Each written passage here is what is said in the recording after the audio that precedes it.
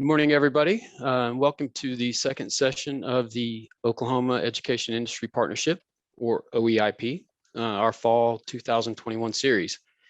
And on behalf of the Oklahoma Department of Career and Technology Education and our State Director, Dr. Marcy Mack, we want to welcome you.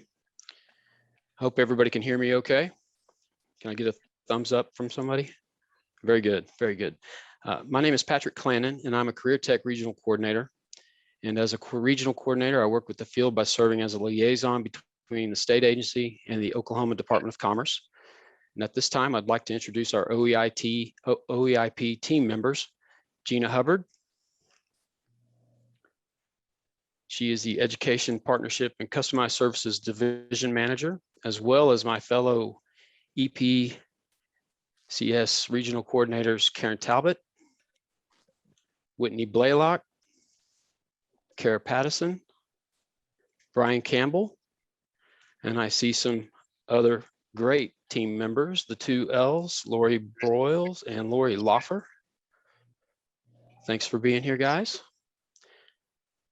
All of our regional coordinators work as liaisons, again, between our state agency and the career techs or the tech centers out in the field, and the administrators at the K-12 schools and technology centers. If we have any classrooms on today, if you could turn on your video and show us, we'd like to see you. Any video, anybody out there, any classrooms? There we go. Very nice. So if this is your first OEIP experience, I hope you enjoy it. Should you enjoy today's session and want to see more, please know that we will email more information about these future events to you later today. If you've missed out on our previous virtual OEIP sessions this year, please visit our OEIP YouTube station. I think Karen is going to put something there. So Karen has pasted a link to our YouTube channel into the chat, and it'll contain recordings of past sessions. And so our goal is to provide insight for educators to better understand what industry needs are in Oklahoma. In turn, our OEIP educators can use this information to introduce and prepare students for a career pathway towards personal success. So today's session will be posted on our YouTube channel, again, within a week. I would like to add that we cannot host events like today's without our sponsors, and would like to extend a special thank you to them. So if we could have that slide up.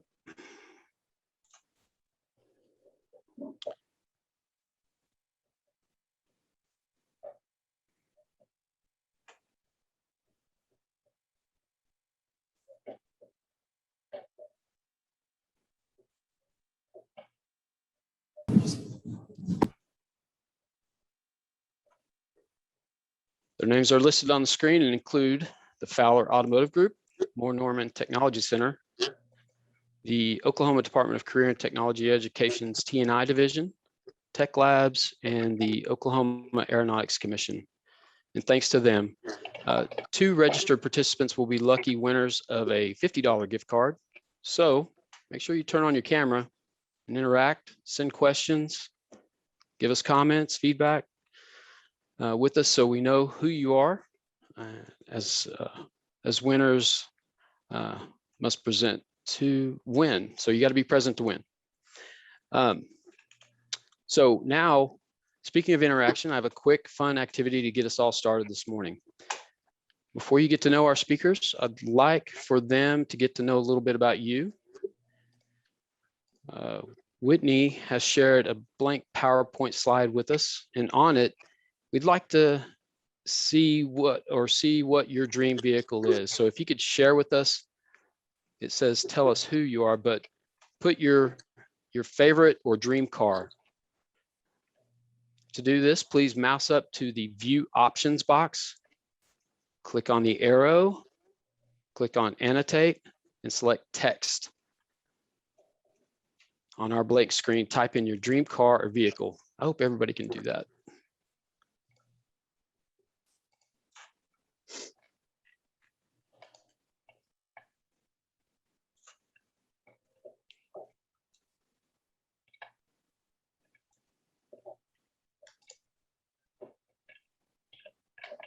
Holy cow.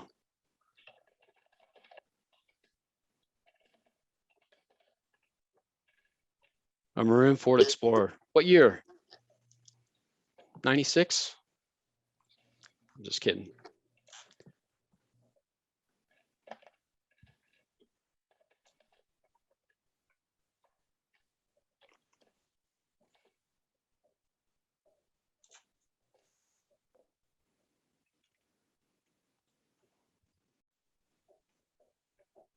So I see we have a variety of vehicle wishes on there today, ranging from, I did see a maroon Ford Explorer, and I saw a McLaren. Two vastly different vehicles. And while they are different, we all have one common goal: a passion for driving students for success in the workforce via hands-on education. And speaking of, let's get to know our friends in the automotive industry. But before I introduce them, I ask that if you have questions during their presentations, please put them in the chat or take note to ask at the end. Also, I will share speakers' contact information via email after today's event has ended. Now, our first speaker today is Jonathan Fowler from the Fowler Automotive Group. Jonathan was born and raised in Norman, Oklahoma. He studied letters at OU, Boomer Sooner. After graduating from Cassidy High School in Oklahoma City, after college, he worked as a financial analyst for Fowler Holding Company, eventually attending the National Automobile Dealer Academy. He opened Fowler Volkswagen in 2010, serving as GM of the store and as a member of the Volkswagen Dealer Council before moving back to the holding company in 2013 as VP of Operations. In 2018, he was named president of the company and currently serves on Cox Automotive's Dealer Advisory Board, previously known as Dealer Track, DMS, currently VIN Solutions, CRM, and Volkswagen's National Marketing Council. Jonathan Fowler, or Fowler Automotive, currently represents 9 dealerships in Oklahoma and Colorado. Jonathan has been passionate about service to community since college. He was a founding member of the Norman Music Festival and served as president of the Norman Arts Council. He has also served as chair on the Sam Noble Museum of Natural History and Norman Public Arts Board, and as a steering committee member of the City of Norman's Center City Vision, working on core redevelopment and preservation efforts, as well as Plan Norman, working on the city's next comprehensive zoning plan. He currently serves the Pioneer Library Systems Board of Directors, the State Capitol Preservation Commission, which is appointed by the governor of Oklahoma, and the Road User Charge Task Force, which is studying how roads and bridges should be funded as technology and inflation negatively impact the effectiveness of the gas tax as a sole funding source. Jonathan is a graduate of Leadership Norman, Leadership Arts, and Leadership Oklahoma. And his most prized accomplishment to date is convincing his wife, Natalie, to marry him. I think that's probably most of our big accomplishments. Marry him and have children. And they have a 7-year-old daughter, Winnie, and a 6-year-old son, Ezra. But before I hand the mic over to Jonathan, I would like to show a short video from the Fowler Automotive Group, kind of showing their culture.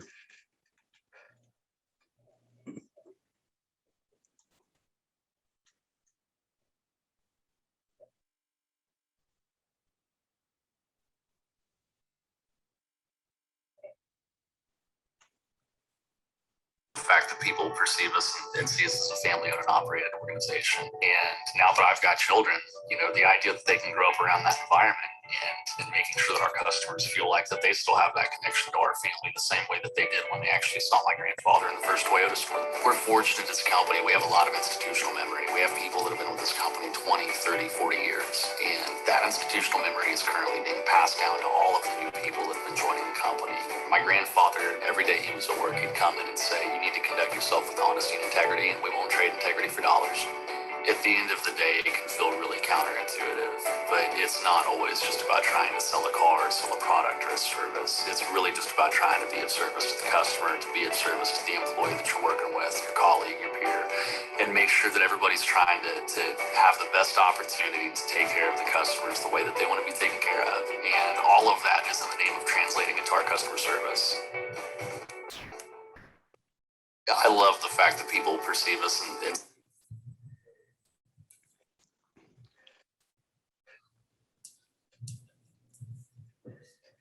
So I enjoyed that video. It's easy to see why Fowler's not about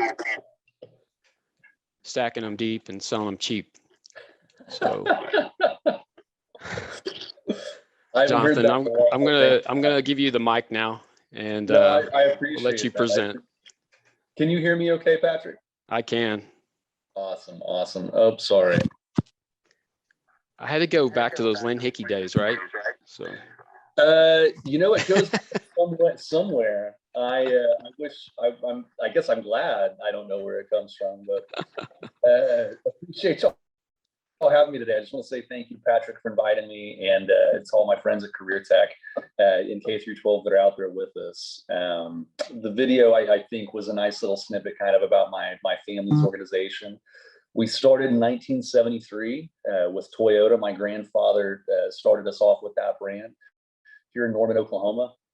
And my father, uncle got into the business over time and expanded the business. And I've had the privilege and opportunity to be able to follow in their footsteps. So I was born and raised in auto dealerships. I've literally worked almost every single position in an auto dealership. Got my start in the parts department when I was very, very young, and was stocking shelves, sweeping floors, replacing bin tags. So the parts numbers on the shelves were very clear, so everybody could find what they needed. And worked my way over to service, and turned a wrench for a brief amount of time, but wasn't as good at it as what some of my peers were. So they moved me on to accounting and some other things before I finally got into sales and finance. But I love cars, absolutely love them. Love the car business. I love where it's going right now. It's a very exciting time.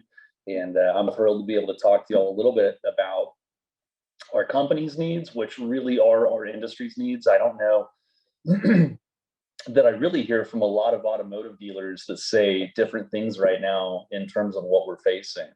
A lot of it revolves around technology and disruption, kind of the main buzzword of the days, it seems like.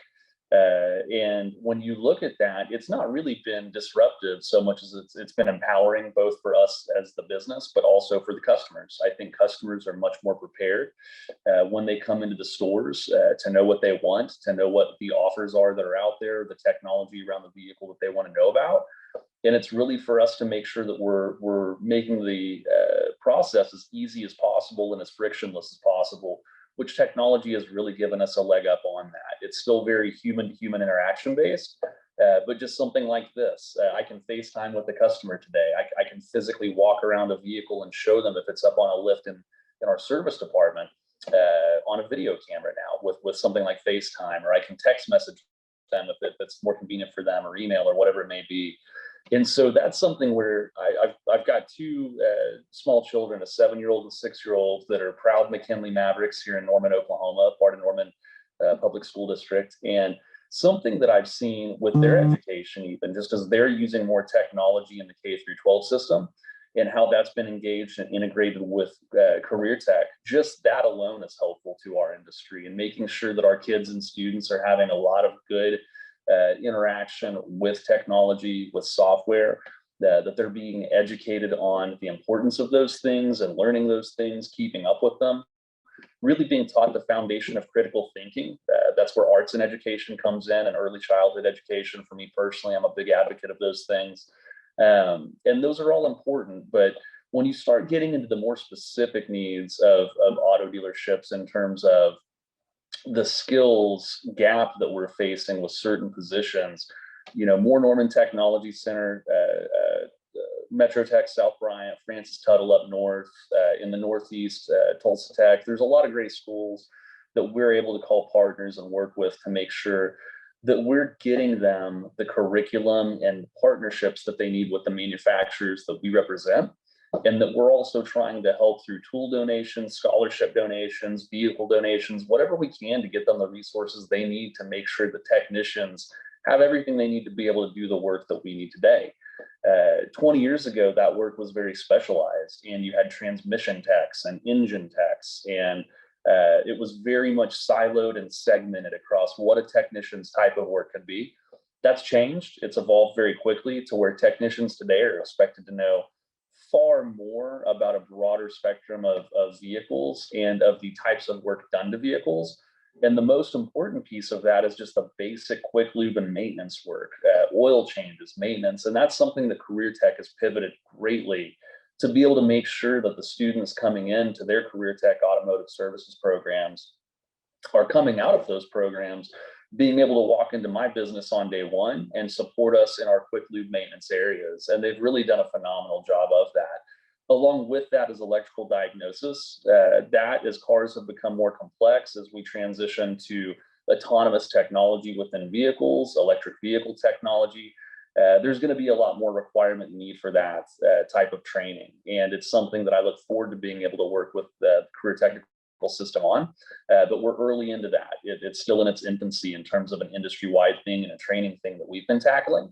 And we're trying to keep up with it and make sure that we're giving good feedback to all of our partners to let them know what is and isn't working for our team members when it comes to being prepared on how to tackle those changes as the industry evolves. So really the technician skills gap is the biggest thing we face today. If you look at the attrition rate, the retirement rate of technicians and the number of people getting interested into schools related to automotive service, there's not enough students entering today to keep up with the retirement rates. And that's putting strains on dealerships across the country, not just the automotive industry, but even something like the oil and gas industry that needs mechanics for their fleets. Municipalities, the city of Norman, they have to keep mechanics on staff to be able to take care of their fleets. It's really impacting a lot of things across a very broad and diverse network of industries, organizations, entities. And it's something that I don't see having a quick fix. I think it's going to be a lot of long, hard work, and that it's going to take a lot of time and investment from the state, from the municipalities, the counties, the local businesses, to really be able to make sure that we're trying to get students engaged in these things at a younger age.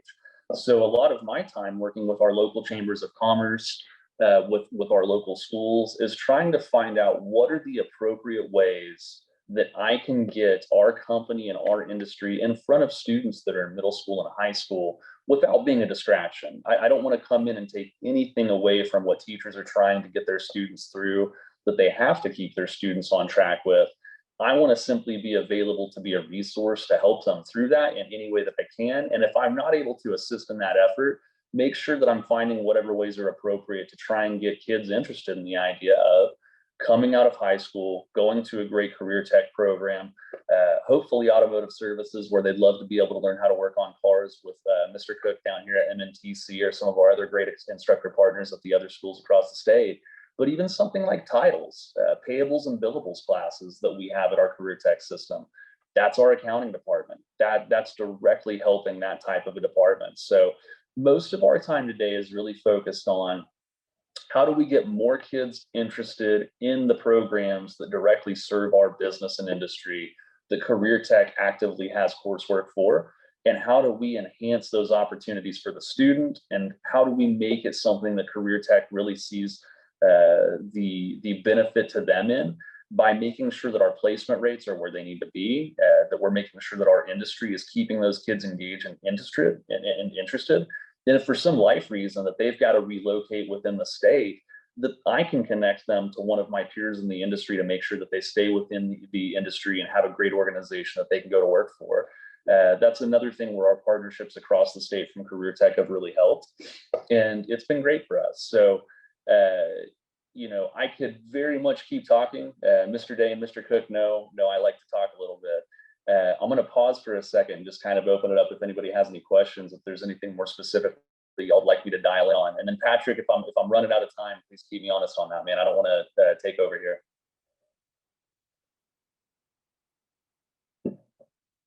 Hopefully y'all can hear all that.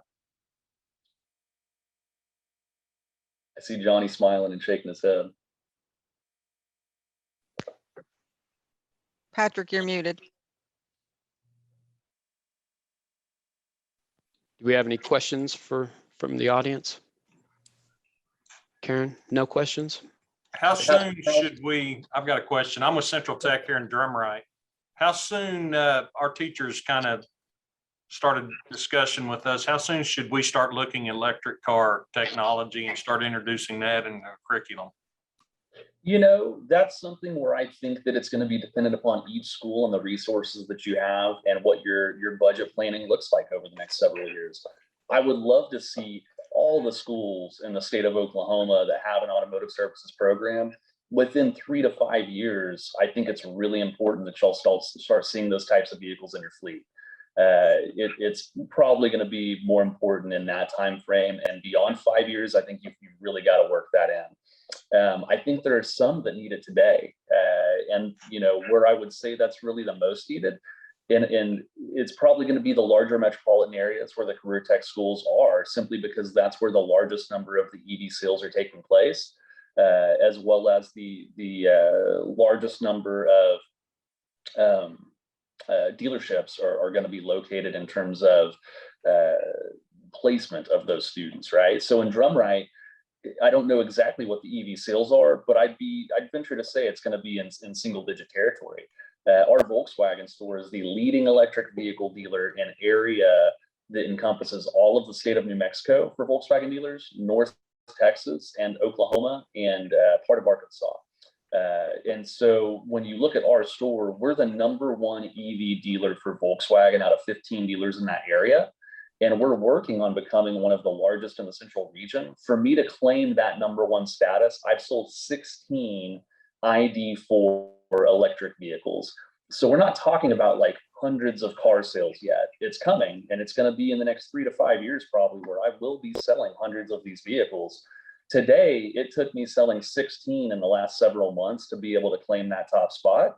And I'm in Norman, Oklahoma, right? So a college university town in a large metropolitan area, suburb community where the driving range is not too great on a driver basis. And then we have a lot of electric charging stations in my backyard. So it's just more prime in that market today. So like for Mr. Cook, for Mr. Dow, for Mr. Rutman at NNTC, I very much would love to work with them and see them get this done sooner rather than later. I have customers in electric vehicles right now, and I don't have a technician in any of my shops that was able to work on an EV in a CareerTech. So that means I'm having to do all that training on my own, and I have to do that. That's part of my job as a business owner, and part of my commitment and obligation to my brand, my team, and my customers. But at the same time, I very much want to work with our partners in CareerTech to get that done. So I'd be looking at Tulsa, Oklahoma City metros very quickly. There's some other places that I think make natural sense. So when you talk about like Enid, may not be the first place that someone thinks of, but off of Highway 412 and not far from I-35, a thriving downtown arts and cultural scene that could really bring in some tourism throughout the state. If there's a CareerTech in close proximity to Route 66, I would assume there's probably going to be some electric vehicle types of road trip events taking place on Route 66 in the near future. You already have that type of car culture in the country today. There's a lot of European Volkswagen enthusiasts that will fly into the United States and get into Volkswagens and drive from Chicago to Santa Monica, and they travel all across the state of Oklahoma. So electric vehicles, I think you'll see that naturally tie into Route 66 car culture, and I think that it would make a lot of sense to have that type of presence somewhere if there's a CareerTech that makes sense on that. But I think it really also comes down to, do you want to be a leader in this, right? Because in Drumright, if Drumright said, we want to be a leader in producing electric vehicle technicians in the state of Oklahoma, that's something we want to commit to. Well, you're going to have me talking to you whether you want me to or not. I'm going to try and offer you scholarships. I'm going to try and offer you support through manufacturers to get resources. I want to work with whoever wants to work on the things that are going to help our business. And so More Norman makes it easy because they've got a lot of commitment from the superintendent all the way through the instructors for automotive services. They've got a great network of auto dealers that are highly invested, committed, show up for the board of advisor meetings, or heavily engaged. And it's something where, if there's any school on this call that wants to work on those types of things, we're actively looking for those partners. If I'm not able to, I'll do my best to connect you with auto dealers in your local area or region. And if they're not talking to you right now, I'll do my best to give them reasons to talk to you. Some dealers aren't engaged simply because they don't know how to. It may not even be because they don't want to. And sorry, again, I like to talk a lot. So if you ask one question, you may get an answer to like 20 different ones.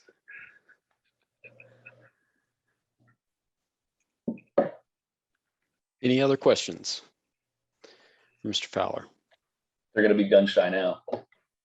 Actually, I do have one, Jonathan. You mentioned the number 16 of EV sales. Is that total this year so far, or? Yeah. Okay. So it's not a year to date in the sense that the vehicle just launched. We just started getting them a couple months back.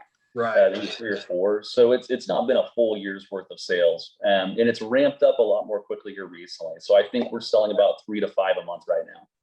So you're selling 3 to 5 a month. How many are available for you to sell? That every single one we're selling, and then we're contacting dealers in parts of the country that are not selling these vehicles quickly. Right. We're buying them and importing them to Oklahoma, and that's part of why we've been able to take that top spot, is because we've proactively gone out and like if you've got a dealer in San Antonio, Texas, or I don't know, someplace in the Northeast that, like Buffalo, New York. That's a cold weather town with a lot of snow. EVs generally in the past have been perceived as not great in cold weather. That's changing, but the perception's different up there, so they don't sell as many up there. So there's things like that where we can pick up and sell some more. We're constantly looking for more inventory wherever available. So is it fair to say if you had 50 available, you'd sell 50? Yeah. Oh yeah. No, I think that we would be able to sell as many as we could get our hands on right now. And I think all of the manufacturers have woken up to that at this point. Yeah. Part of it's just the chip shortage. I obviously, if y'all are keeping up the news or driving past my car dealerships or any car dealership, we just don't have a lot of inventory period right now. The chip shortage is as bad as what you see in the news. It's actually worse. So we could sell as many cars as we could get right now. Unfortunately, we have very limited access to inventory right now. Right. Well, thank you. Yeah, I saw a question in the chat section from Lori about what is the optimal time frame for student internships. Y'all tell me, because I don't want to claim to be an expert on that. Y'all are the experts as the educators. What I will say is, just in the last few years, we adjusted and rewrote our insurance policy with our insurance partners to allow for 17-year-olds to come into our stores as apprentices. I would take a 16-year-old right now. If y'all would let me do that, y'all thought that was okay, we would start taking 16-year-old apprentices right now. I would take 15-year-old apprentices. I would very much do that. So below the age of 15, I would want an educator telling me that that's really positive and then that makes sense. I would be reluctant to go that far. 15, at that age, they can start working in our parts departments without having to drive vehicles to get an initial understanding of what's going into the vehicles they could be working on. And then once they turn 16, they can literally start learning how to apprentice on the quick lube and maintenance work. And it would put them light years ahead by the time they're graduating from high school, turning 18, coming out. The sooner they get involved, the better the success that we see. Part of that is just natural. If someone's passionate about something and they get into it early, you could really see that turning into something special. Part of that's also just because we have great instructors at the places we work with. And so, the instructor relationship with the kids is so important, because the instructors in the summer times and throughout the school year, they spend a lot of time in the businesses getting to know them. They also spend a lot of time with their students getting to know them. And so one of the big difference makers for us is when you have great instructors like a Johnny Cook at Norman and his team, they know their students well. And there's certain students that he may think would be a good fit at my organization at one of my stores because he knows that culture, and it may not be as good of a fit as another one. Conversely, there may be somebody that he doesn't see as a great fit for my organization today, but that he sees as a great fit for Bob Moore or the Reynolds organization or whoever it may be. So that's a huge thing. And it's something that I've been bringing up in Chamber of Commerce meetings from the state level, Tulsa Chamber, OKC Chamber, Norman Chamber, about concurrent enrollment. Are there ways that we can appropriately open that up and broaden that? That educators would feel like that's a positive, that parents would feel like that's a positive, and where it's benefiting the business community as well. It does make me a little leery. As I said, my grandfather started with Toyota in 1973. So he's a Japanese import car dealer from a certain era. My mom's dad was a union guy. He's Hearst Local 317, United Auto Workers, did a lot of work with the GM plant. So I'm very steeped in like unions, why they are what they are. And, you know, the idea of child labor at a certain point, like I don't want somebody accusing me because I'm letting 14 and 15-year-old apprentices come in for an educational purpose that I'm somehow trying to exploit child labor, right? I'm not. I'm just trying to get students that are interested in this, who have parents that want to allow them to pursue that passion and interest for automobiles, and give them a great opportunity to try and advance that sooner rather than later. Now, there's a selfish ulterior motive, right? I need technicians. I can't get enough technicians. And so I try and be very transparent and upfront with that. I appreciate the opportunity to speak on that. I just saw another question pop up. Denise with Oklahoma City Public Schools, placing 16 and up in internships, earning school credit as well as money. And you're right, gets them ready for a career pathway. Good, I agree with you. Thank you for that. I very much agree with that. And we do pay. That's not something where we're not going to bring somebody in and not pay them for that. We very much believe that internships should be paid. Anybody else? Patrick, have I taken all your time, man? Do we need to move on? Well, we do have other guests, but thank you, Jonathan, for that. And Thank you all. I think it was very, very good, very eye-opening. And that was our whole point, was to really show what the needs are in the industry. Thanks, y'all. Thank you. Our next speaker is John Day. John Day is our state program manager for the Trade and Industrial Education Division. John Day is a graduate of the Auto Service Program at Canadian Valley Technology Center. Upon graduation, he accepted a scholarship to attend OSU IT in Okmulgee for auto service technology. And after completing his degree, he accepted a position in industry as a certified automotive service technician with a GM dealership. And after 5 years as a master certified technician and service manager, John accepted a position as an automotive instructor at his alma mater, CVTC. And during this time, he also attended the University of Central Oklahoma, Roll Chose, where he earned his degree in occupational education. After 8 years of training students, John became the transportation program supervisor in the Trade and Industrial Education Division at the Oklahoma Department of CareerTech in 2009. And this position has provided him the opportunity to have a larger impact on fellow instructors, current and future students, and industry throughout Oklahoma. Today, John is the T&I Division Program Manager, where he is able to provide support to all trade and industrial programs and industry for Oklahoma. So John's going to share with us his knowledge about the industry and some interesting income expectations in the field. John, thank you for being here today. I'll let you take it away. Thanks, Patrick. I appreciate it.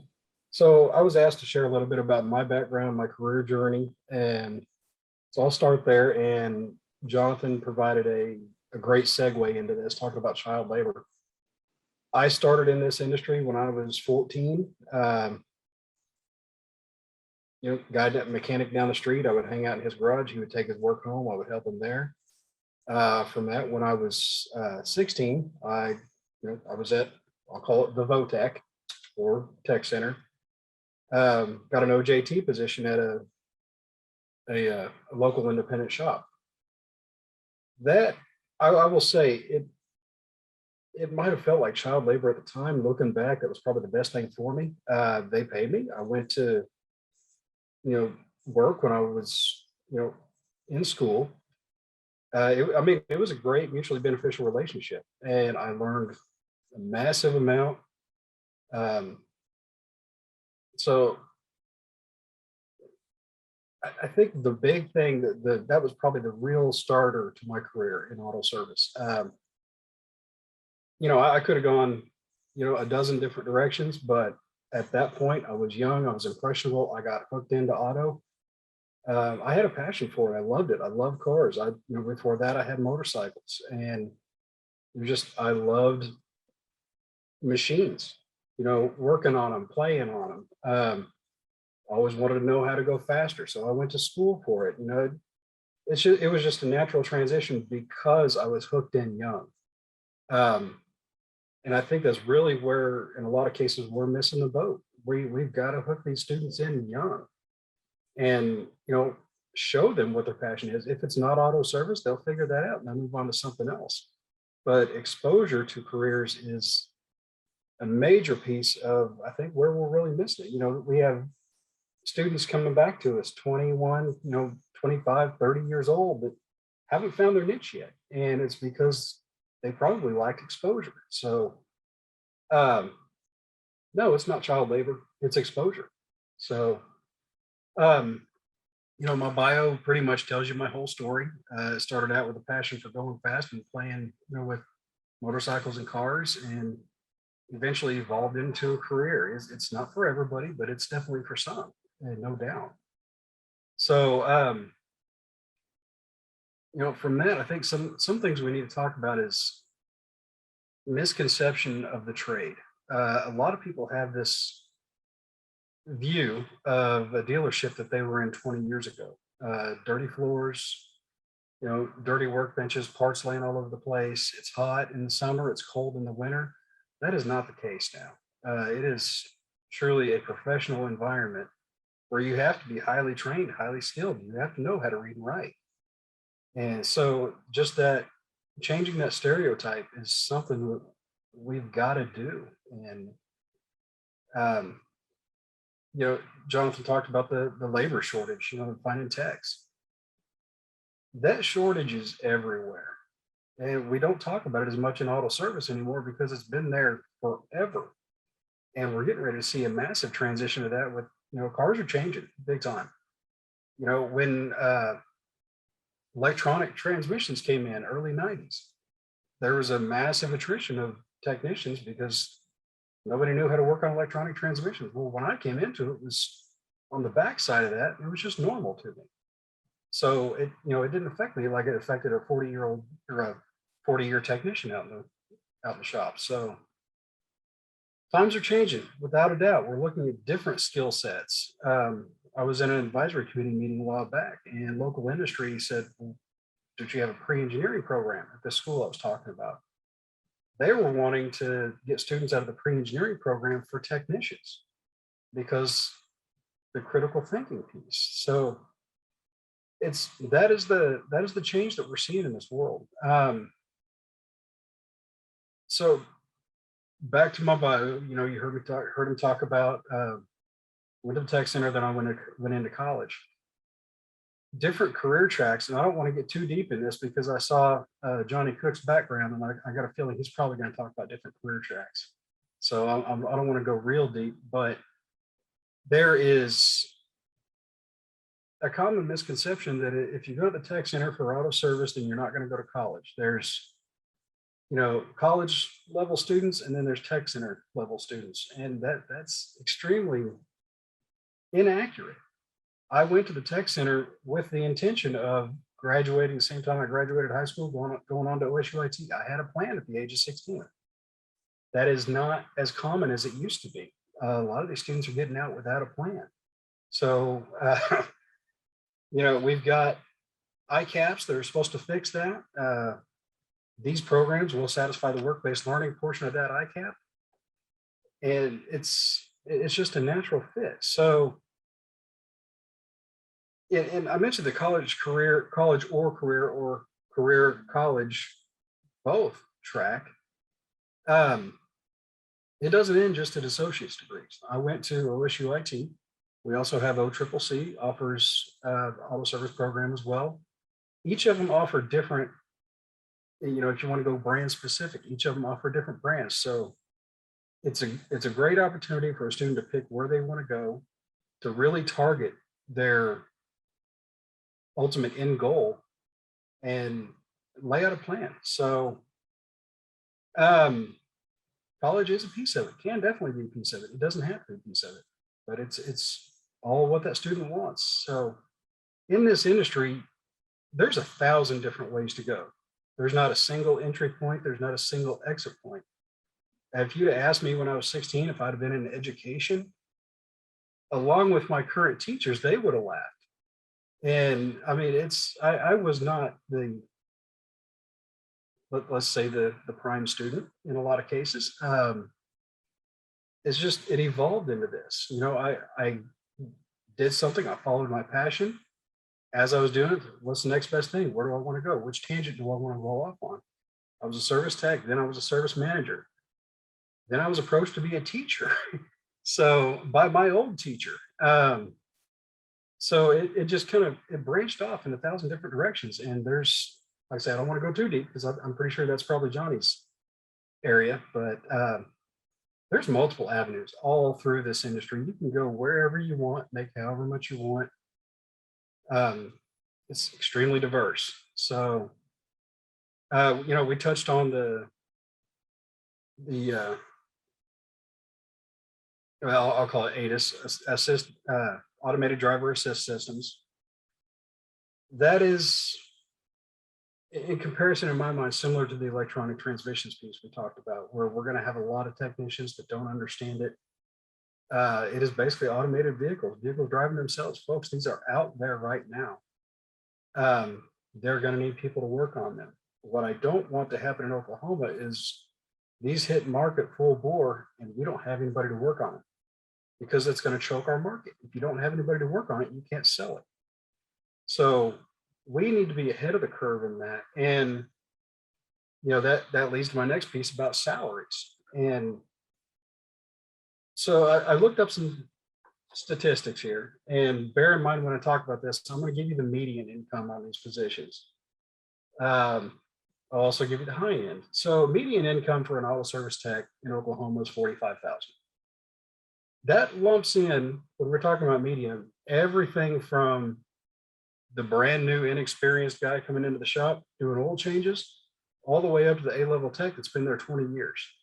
There's a lot more oil changers than A-level techs that have been there 20 years. So therefore, that's going to skew this number.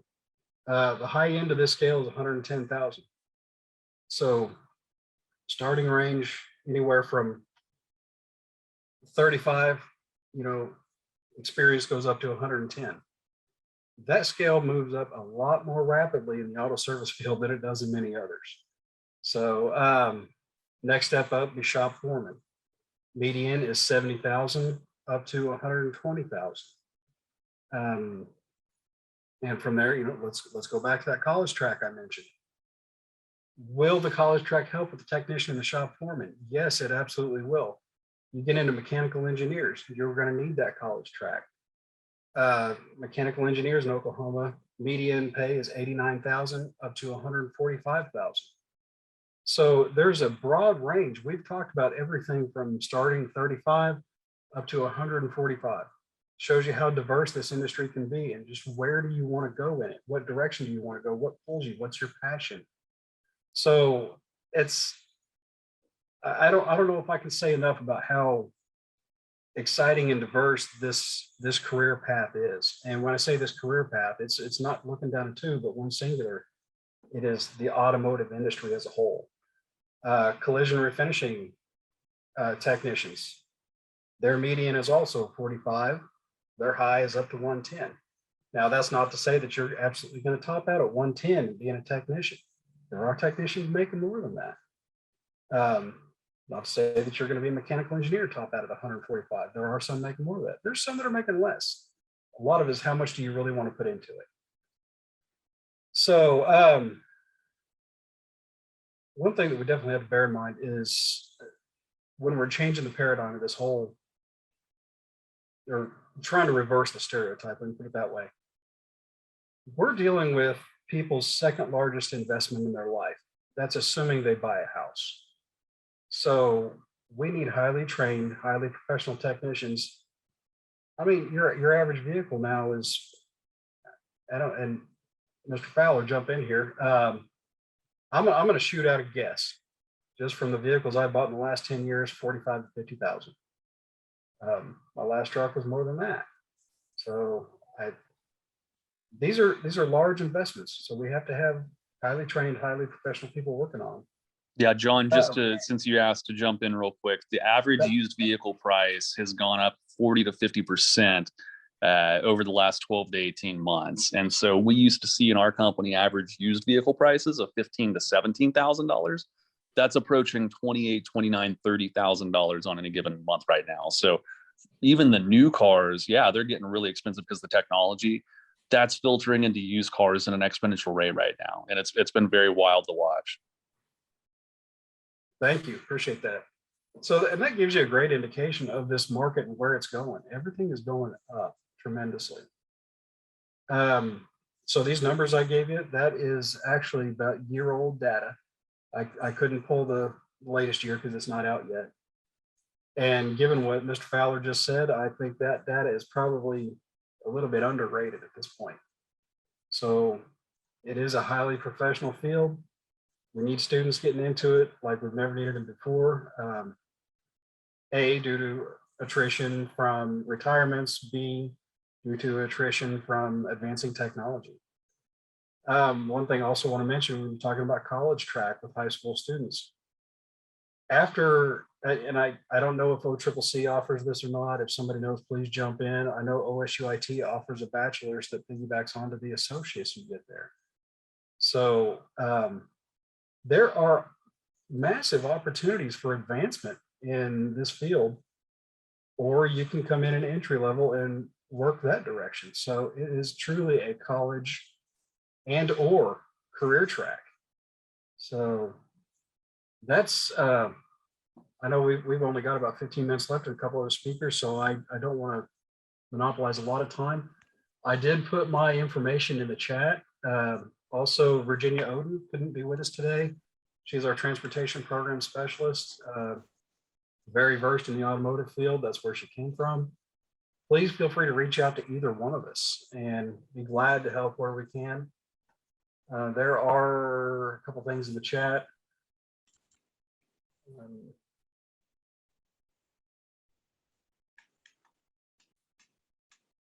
Okay, no questions in the chat. So if anybody has any questions, please feel free to throw them out. Be glad to answer. If you don't want to ask it out loud, give me a call. Be glad to help. Are there any other questions for John? We appreciate his time today. I know he's a busy guy. Thank you all. I appreciate you.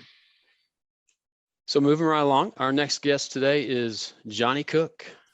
Johnny is an auto service instructor at Moore Norman Technology Center, where he is in his 8th year. He completed a 2-year auto service program at Moore High School, and we are proud to have him as a product of tech schools. Now, this talented guy has certifications as a General Motors Master Tech, ASE Master Certified, and is iCar Gold Certified.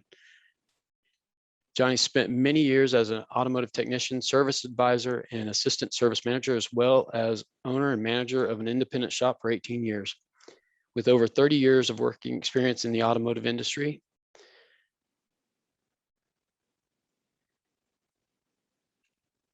I can't wait to hear what he has to say today. Sorry about that, Johnny. But before we welcome Johnny to the program, we want to show a short video on what to expect as a student in the classroom and when you are on the career path.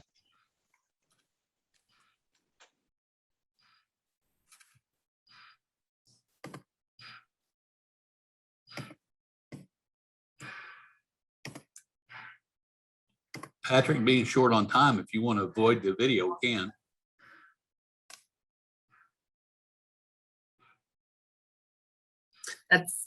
It's totally up to you. I mean, if you want to go into your presentation. Yeah, I think Jonathan and Mr. Day have touched on enough items, and I've got a few things I'd like to say, and I'd rather not lose the time on the video. It is very enlightening as to the opportunities that could be earned, but Mr. Day touched on those items. So I don't think we'll use our time wiser. We can send it out with a follow-up. That way they have a copy of it. That would be awesome. It is enlightening, but at the same time, it's kind of some repeated information. All right, well, take it away, Johnny. All right, thank you.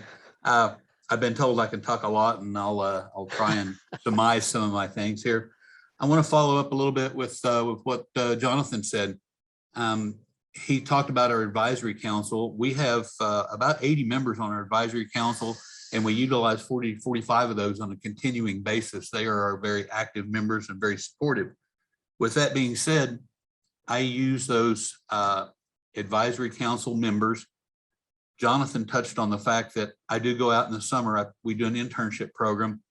I know my service managers. I know my dealerships. I know their personalities. And it gives me a great opportunity when I have a student that I know that kid's personality. And so it gives me the opportunity to put the right kid at the right place, because I know they're going to receive the mentorship that they need to develop them into a possibly and hopefully a lifelong technician to make a career out of this deal. Just briefly, we put 15 students out at the end of school last year, from the day school was out until the day school started. These were juniors. These were juniors that were returning as a senior, coming back into the second year. Those 15 students earned in excess of $90,000 over the summer. That's from the day they were out of school to the beginning of school. So the economic impact for that student and for the community is very broad. One of the things that we use our advisory council for, once again, using the right mentoring. We also are able to use these advisory council members for recruiting. We've got a little thing going around campus here. It's the right student, the right program for the right reason. And if we can get the right student recruited into our program, and we can bring them along and actually have a facility to put them in, to show them the financial outcome and give them a career path. I'm also going to follow that up with, we are very, very strongly encouraging the students to pursue secondary education. Let's go ahead and let's go to OCCC. Let's go to OUIT. With OCCC, as Mr. Day put it, they can actually get an associate's degree. We do an all makes and models. What we do here at Moore Norman, we do have broad coverage of all makes and models. As Jonathan said, we've got a Volkswagen down here. I've got Hondas, Toyotas, GM, Ford. We've got a little of everything. But to get that specialized training, OCCC offers GM, Toyota, Honda, Subaru, Nissan, and at the end of a 2-year program, they have an associate's degree, which can be expanded into a bachelor's degree. Not everybody is meant to work in the shop their entire life, but we try and get them to that point. There's so many things that go on with the technology. We are moving. I would say we're probably in the tech schools, we're probably 4 to 5 years at minimum behind on the current technology. That becomes very broad and very obvious when we start talking about hybrids and the electric vehicles, EVs. It's coming. However, the average age of a vehicle on the road today is between 9 and 11 years. So I see it's going to be a bit of time before that actually approaches us. But we need to be on the front side of that and be proactive rather than being on the backside and being reactive. So that's something that we're looking forward to getting on. Mr. Fowler also mentioned something about scholarships. We have several scholarship programs that are set up and paid for and funded, once again, by our advisory committee. We gave away $4,250 last year in scholarships to our automotive students. They were able to use those funds to purchase tools, pay for continuing education. Some of them actually are doing concurrent enrollment. So there's a lot of advantages, a lot of things going on behind the scenes. There's a couple of things that I would like to, I'm going to brag about my facility, but just for a moment. We've become proactive to the point of, if a student comes up on an ineligibility list 2 weeks in a row, this is something the tech school doesn't generally deal with a lot. However, Moore Norman has taken an aggressive approach. If a student comes up on the ineligibility list 2 weeks in a row, they are required to go to tutoring for those classes. We've invested time and energy and effort into these students, and to lose them back to the high school because they are being ineffective at school, that's a loss to us in our industry. So we have put aside a great deal of resources to help these students become successful at the high school so that we can maintain them in our industry. Kind of touched on, Jonathan got quite a bit of stuff. Mr. Day covered quite a bit of it. We're trying to get the right kid in here. Recruiting the last 2 years Obviously, because of COVID, we were unable to actually have live recruiting. We are going to have, we used to call it tech tours. Well, we're now going to call it sophomore showcasing. Okay. Once again, I'm going to reach out to my industry partners and I'm going to get some cool vehicles, whether it's an EV Mustang, a Bronco, a Toyota, one of the SI Hondas, something neat in here to get these kids' attention as they tour the facility. And we try and recruit those kids. The recruiting piece is something that is very large and it's very important to what we do. One of the things that we have, man, I've just got a punch list and I'm feeling short on time, so I'm going to combine this stuff. Currently here in Moore Norman, we have 116 students enrolled in auto service. Okay. I have 36 of those 116 that are currently working in industry because of efforts like Mr. Fowler allowing the insurance companies to insure the 17-year-olds. It's given me the opportunity to put my juniors to work, not just my seniors. So we've taken advantage of that. However, the student has to reach a certain skill level and has to have achieved what I feel is the proper confidence level to be able to put them out with a mentor. I would like to give Mr. Fowler a great deal of thank you for putting our students with proper mentors. I have recently, over the last summer, I put some students and some dealers that I don't have a strong of a relationship with, and the students were unsuccessful because of the lack of proper mentoring. And it really shows. It takes, it's kind of like they say, it takes a village to raise a child. Well, we can educate them with a good basis here, but when they go out into industry, they can get a bad taste in their mouth pretty quickly. One of the other things that we've had happen to us is that we are training these students, and not just in automotive, but across our campus. We've got electrical trades, heat and air, auto collision, carpentry. A lot of the employers out there have realized, not just the automotive employers, a lot of these employers have realized that we're teaching these kids critical thinking skills. We're teaching them the ability to problem solve and to repair things. And that's something that is widely needed across the board. So we have got, most of you are familiar with Anheuser-Busch. They have a manufacturing plant here in Oklahoma City that they actually build the cans.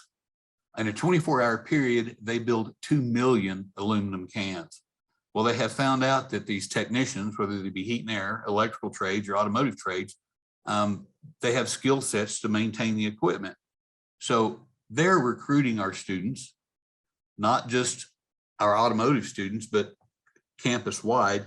And following up on our little EV conversation, has anybody heard of Spears New Technology? Okay, that is one of the few battery refurbishing companies in the nation that actually take the EV batteries and refurbish them and resell them.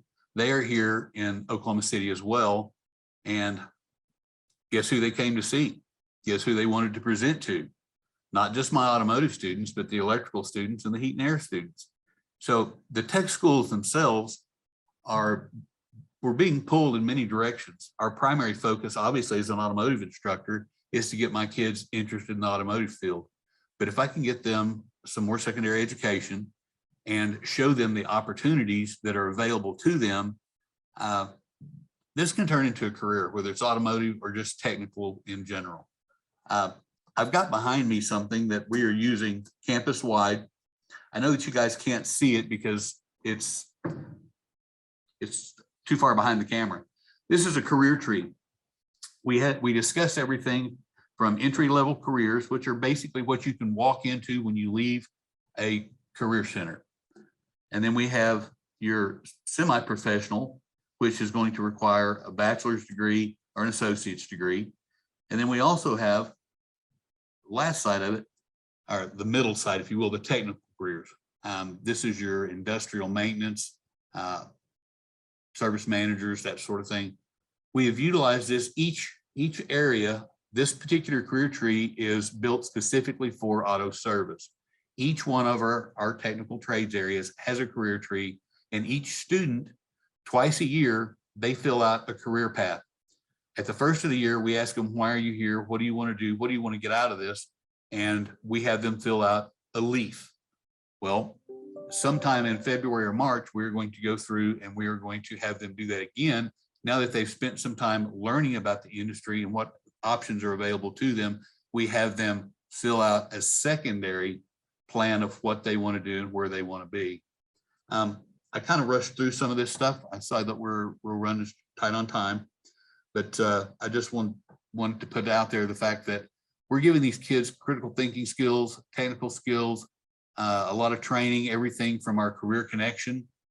We've got people that facilitate interviews, because we can train the best technician in the state, but if he can't sell himself in an interview, we've done him a disservice. So as a tech center, we are looking at producing a well-rounded student, not one just biased to a particular industry or particular service. With that being said rather rapidly, I hope that was of some information. That was great, Johnny. I appreciate it. Does anybody have any questions for Johnny while we still have him on? Do we have any questions in the chat? I'm sorry.